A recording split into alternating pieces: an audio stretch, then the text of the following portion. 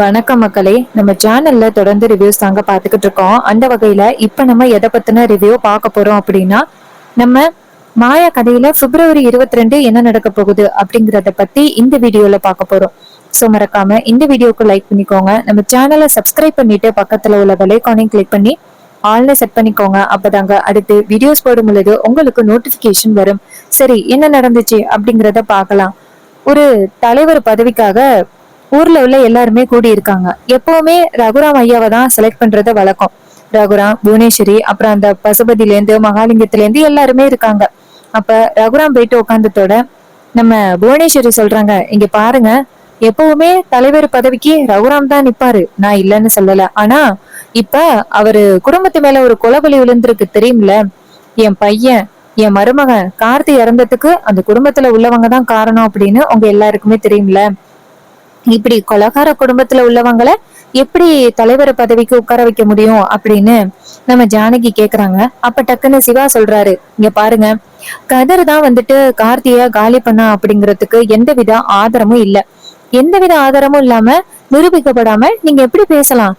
அப்ப புவனேஸ்வரி சொல்றாங்க, என்ன ஆதாரம் இல்லையா? அதான் எல்லாருமே பாத்தீங்கல்ல ஐயா, ஏங்க நீங்க பாத்தீங்கல்ல, ஏன் கார்த்திய வந்துட்டு தோண்டின இடத்துல இந்த கதிரோட பரிசு தானே கிடந்திருக்கு. ஏதோ கடவுளா பார்த்து இந்த கதிரை சிக்க வச்சிருக்காங்க. ஒருவேளை அந்த இடத்துல பரிசு இல்லைன்னா இந்த கொலகார குடும்பம் ஈஸியா தப்பிச்சிருக்கும்ல. இது கேட்டதோட அங்க உள்ளவங்க அமைதியா இருக்காங்க. அப்ப சிவா சொல்றாரு, இங்க பாருங்க, நீங்க தேவையில்லாம பிரச்சனை பண்ணீங்க. இந்த ஊருக்காக அண்ணன் என்னெல்லாம் பண்ணிருக்காரு. அந்த கதிர் இப்படி பண்ணதுக்கு எப்படி அண்ணன் பொறுப்பாவாரு? புவனேஸ்வரி சொல்றாங்க, என்ன எப்படி அண்ணன் பொறுப்பாவாரா? உங்களுக்கு தெரியுமா கதிரை வளர்த்தது யாரு? இவரு தானே. அப்ப இவரோட வளர்ப்பு சரியில்லை அப்படின்னு தானே அர்த்தம். ஒரு கொலகாரனை வந்து வளர்த்திருக்காங்க. இது கேட்டதோட நம்ம ரகுராம் ரொம்ப அதிர்ச்சியாகி நிக்கிறாரு. அப்ப மகாலிங்க சொல்றாரு, என்னதான் புவனேஸ்வரி அம்மா ஏத்துக்க முடியாம இருந்தாலும் சொல்றது, ஆனா அவங்க சொல்றது உண்மைதானே. அந்த கதிரை வளர்த்தது யாரு? இவங்க தானே. ஏற்கனவே இவரோட பொண்ணுக்கு வந்துட்டு கட்டாய தலி கட்டியிருக்கான். அதுக்கப்புறம் ரொம்ப நல்ல குடும்பத்துல இருந்த கார்த்தியையும் காலி பண்ணிருக்கான். அப்ப அவன் நல்லவன் இல்ல அப்படின்னு தானே அர்த்தம். இன்னும் என்னெல்லாம் அவனால இந்த குடும்பத்துக்கு பிரச்சனை வரப்போகுதோ தெரியல. பாவம் இந்த புவனேஸ்வரி அம்மாவோட குடும்பம் எவ்வளவு கஷ்டப்பட்டிருப்பாங்க கார்த்தியை இழந்துட்டு. ஆனா அத பத்தி அவங்க கொஞ்சம் கூட கவலை பண்ணாங்கன்னு 25வது வெள்ளி விழாவை கொண்டாடுறாங்க. அப்ப அவங்களுக்கு இந்த ஊரு முக்கியம் இல்ல அப்படின்னு தானே அர்த்தம். அவங்களுக்கு அவங்க குடும்பம் மட்டும்தான் முக்கியம் அப்படிங்கறது நல்லாவே வெட்ட வெளிச்சமா தெரியுது. இதுக்கு மேலயும் நான் சொல்லி என்ன பண்ண போறேன்? இந்த ரகுராமையா தலைவரா நிக்கிறதுக்கு கொஞ்சம் கூட தகுதியே இல்ல. அவரு மேல கொலபலி விழுந்திருக்கு அப்படின்னு. இது கேட்டதோட அந்த பக்கத்துல இருந்த தலைவர்கள் நேரா ரகுராம பார்த்து, ஐயா, என்னதான் இருந்தாலும் அவங்க சொல்றதும் சரிதானையா. உங்க குடும்பத்து மேல பழி விழுந்திருக்கிறதுனால உங்களை தலைவரா ஏத்துக்கிறதுல ஒரு சில பேருக்கு உடன்பாடு இல்ல. அப்ப ரகுராம் டக்குன்னு எந்திரிச்சு, இங்க பாருங்க, நீங்க என்ன முடிவெடுத்தாலும் நான் சரின்னு சொல்லுவேன். எப்பவுமே இந்த தலைவர் பதவிக்கு நான் நிக்கணும் அப்படின்னு ஆசைப்பட்டதே கிடையாது. நீங்க எல்லாரும் முடிவு பண்ணதுனாலதான் நான் நிப்பனே தவிர்த்து நான் ஆசைப்பட்டெல்லாம் நின்னது கிடையாது. உங்க முடிவை நான் ஏத்துக்கிறேன் அப்படின்னு சொல்லிட்டு ரகுராம் அந்த இடத்துல இருந்து போறாரு. இத பார்த்ததோட புவனேஸ்வரி அங்க உள்ளவங்களை பார்த்து, இங்க பாருங்க, நாங்க எங்க பையனை பறி கொடுத்துட்டு இருக்கோம். எங்களால வந்துட்டு இதுக்கு மேலயும் கஷ்டத்தை தாங்க முடியாது. இந்த தலைவர் பதவியை கொடுத்தாவது எங்களை நிம்மதி அடைய வைங்க. இந்த கொலகார குடும்பத்துக்கு அந்த தலைவர் பதவி போக வேணாம். அவங்களுக்கு அந்த தலைவர் பதவி போனதுனாலதான் இன்னமும் ஓவரா ஆடிக்கிட்டு இருக்காங்க. அவங்க மேல எந்த தப்பும் இல்ல அப்படின்ட்டு. அதனால நீங்க தான் ஒரு முடிவு எடுக்கணும் ஐயா அப்படின்னு சொன்னதோட உடனே நம்ம தலைவர்கள் சொல்றாங்க, இங்க பாருமா, எதா இருந்தாலும் நாங்க கூட்டா சேர்ந்து முடிவு பண்ணிட்டு அதுக்கப்புறம் சொல்றோம். புவனேஸ்வரியும் சரி அப்படின்னு சொல்லிட்டு அந்த இடத்துல இருந்து போறாங்க.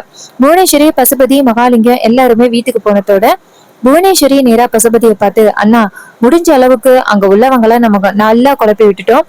கண்டிப்பா அவங்க நம்மளதான் தேர்ந்தெடுப்பாங்க. மகாலிங்கம் சொல்றாரு, இங்க பாருங்க, சொல்றேன்னு தப்பா நினைச்சுக்காதீங்க.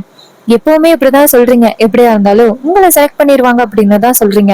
ஆனா கடைசி நேரத்துல என்ன நடக்குது அப்படிங்கறத நீங்களே பாக்குறீங்கல்ல. டக்குன்னு அந்த ரகுராமுக்கு ஏதாவது ஒரு வகையில நல்லது நடந்துருது. அந்த ரகுராம எல்லாருமே தலையில தூக்கி வச்சு கொண்டாட ஆரம்பிச்சிடுறாங்க. எனக்கு என்னமோ இது சரிப்பட்டு வரும்னு தோணல. எப்படியா இருந்தாலும் நீங்க தான் தோத்து போக போறீங்க. அப்ப புவனேஸ்வரி சொல்றாங்க, நான் விட மாட்டேன், நான் தான் ஜெயிப்பேன் இந்த வாட்டி நான் தான் தலைவர் பதவிக்கு நிக்கணும் அப்படின்னு சொல்லிட்டு புவனேஸ்வரி பிடிவாதமா சொல்றாங்க. அப்புறமா பசுபதி சொல்றாரு, அம்மாடி புவனேஸ்வரி, நீ நினைச்சது கண்டிப்பா நடக்குமா, எதுக்கும் கவலைப்படாத அப்படின்னு. அதுக்கப்புறம் சீனசி பண்ணி நேரா நம்ம ரகுராம காமிக்கிறாங்க. ரகுராம் கோவமா வீட்டுக்கு வரத பாத்துட்டு எல்லாரும் வந்து நிக்கிறாங்க. பத்மா நேரா ரகுராம பார்த்து, அண்ணா என்னாச்சு, தலைவர் பதவிக்காக உங்களை தேர்ந்தெடுக்கிறேன்னு சொன்னாங்களே வருஷம் வருஷம், நீங்க தானே வந்துட்டு செலக்ட் ஆவீங்க, என்னாச்சுன்னா அப்படின்னு. அப்ப சிவா சொல்றாரு, பத்மா இத பத்தி உன்கிட்ட யாராவது கேட்கலன்னு அடிச்சுக்கிட்டாங்களா, எதுக்குப்பா நீ வந்து கேக்குற. பத்மா சொல்றாங்க, என்ன சிவா இப்படி சொல்ற, அண்ணன் தலைவர் பதவிக்கு நிக்கிறத பார்த்துட்டு நாங்க எல்லாருமே ரொம்ப சந்தோஷப்படுவோம் தெரியுமா. அண்ணன் இந்த ஊருக்குள்ள தலைவரா கெத்தா இருக்கிறது எங்க எல்லாருக்குமே எவ்வளவு பெருமை தெரியுமா. அப்ப நம்ம சிவா சொல்றாரு, இன்னும் தலைவரை செலக்ட் பண்ணல, அண்ணன் மேல பழி விழுந்திருக்கு அப்படின்னு சொல்றாங்க. பத்மா சொல்றாங்க, என்ன அண்ணன் மேல பழியா, அது எப்படி அவர் மேல பழி விடும், பண்ண தப்பு எல்லாம் இந்த கதிரவனும் மாயாவும் தானே, எப்படி அண்ணன் மேல பழி விடும். அப்ப ரகுராம் சொல்றாரு, அப்புறம் என் மேல பழி விழாம என்ன நடக்கும், நான் தானே இந்த கதிரவனை வளர்த்தேன், என் வளர்ப்பு சரியில்லை அப்படின்னு எல்லாருமே பேசுறாங்க. எல்லாரும் சேர்ந்து இது ஒரு கொலகார குடும்பம் அப்படின்னு சொல்றாங்க. எதையுமே என்னால காதல வாங்க முடியல, ஆனா ஏன் தலையெழுத்து, நான் என்ன பண்றது, என்னதான் இருந்தாலும் இவனை நான் எடுத்து வளர்த்திருக்கேன்ன அப்படின்ட்டு ரகுராம் சொல்ல. பத்மா சொல்றாங்க, அண்ணா ஆரம்பத்துல இருந்து இவனை பத்தி நான் உங்ககிட்ட எச்சரிச்சுக்கிட்டே இருந்தேன், கொஞ்சமாவது நீங்க சுதாரிப்பா இருந்தீங்களா, இவனை போய் நீங்க நம்பி எப்பேற்பட்ட பிரச்சனையில சிக்கிட்டீங்க. அப்ப ரகுராம் சொல்றாரு, இங்க பாரு கதிரவன், இனிமே தயவு செஞ்சு என் முகத்துல முழிக்காத, இதனால உன்கிட்ட நான் அவமானப்பட்டது போதும்.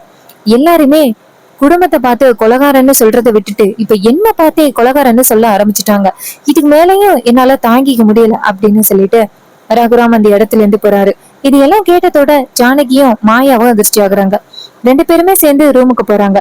அப்ப ஜானகி நேரா மாயா கிட்ட, என்ன மாயா இது, தலைவர் பதவிக்கு எப்பவுமே அவங்க யோசனையே பண்ண மாட்டாங்க, டக்குன்னு இவரை தான் செலக்ட் பண்ணுவாங்க, ஆனா இந்த வாட்டி புவனேஸ்வரி போயிட்டு கண்டிப்பா ஏதோ ஒரு விஷயத்த குழப்பி விட்டுருக்கா, அவ திட்டம் சரியாதான் பண்ணிக்கிட்டு இருக்கா, நம்ம தான் எதுவுமே பண்ணாம அமைதியா இருக்கோம், அந்த கார்த்தி உயிரோடு இருக்கிற விஷயத்த நம்மளால ப்ரூவ் பண்ண முடியலையே, அவன் அப்படி எங்கதான் இருக்கான்னு தெரியலையே.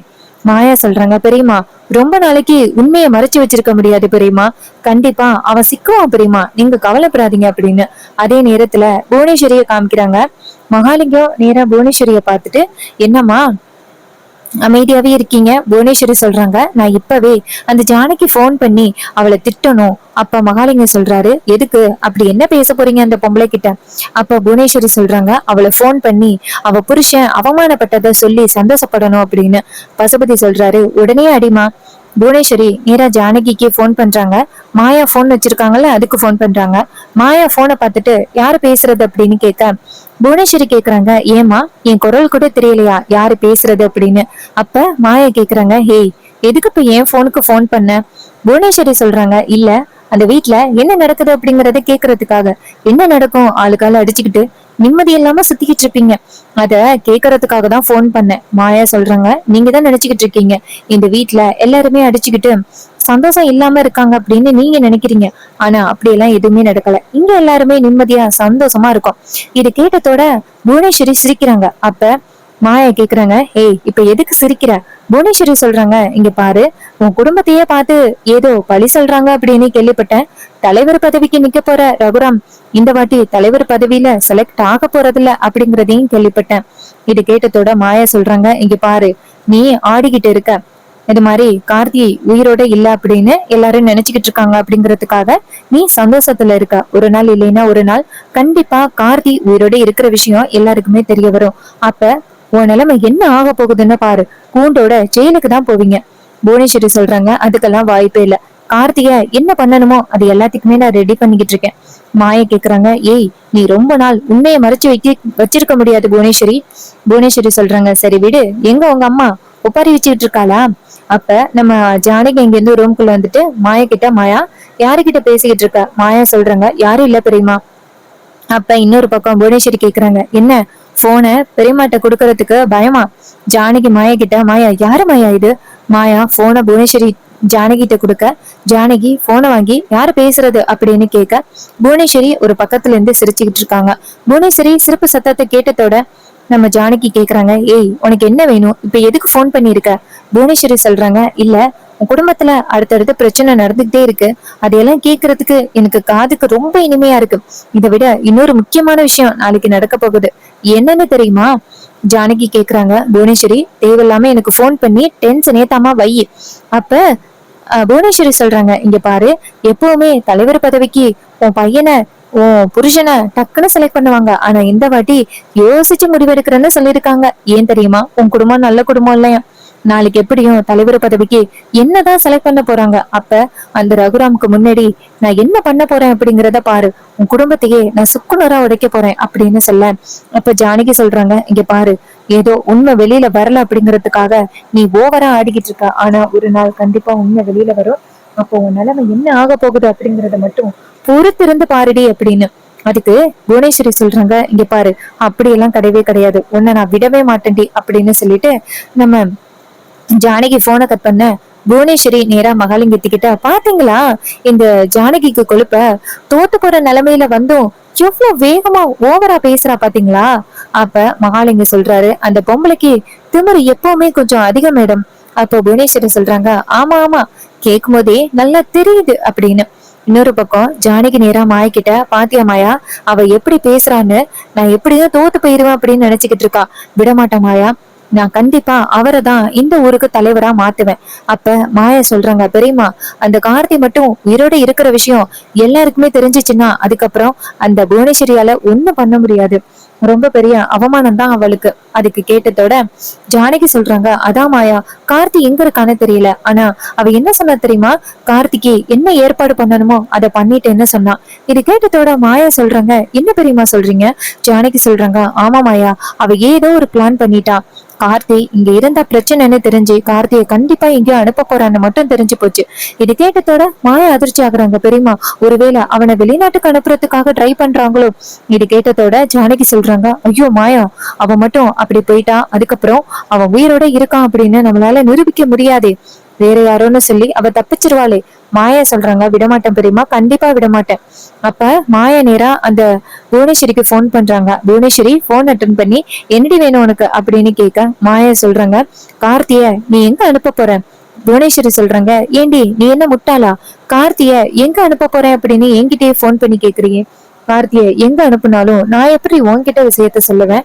கார்த்திய அனுப்பிட்டு அதுக்கப்புறம் தாண்டி உன்கிட்ட சொல்லுவேன் அப்படின்ட்டு போனை கட் பண்றாங்க. போனை கட் பண்ணத்தோட மகாலிங்கம் கேக்குறாரு, என்ன ஆச்சு அப்படின்னு.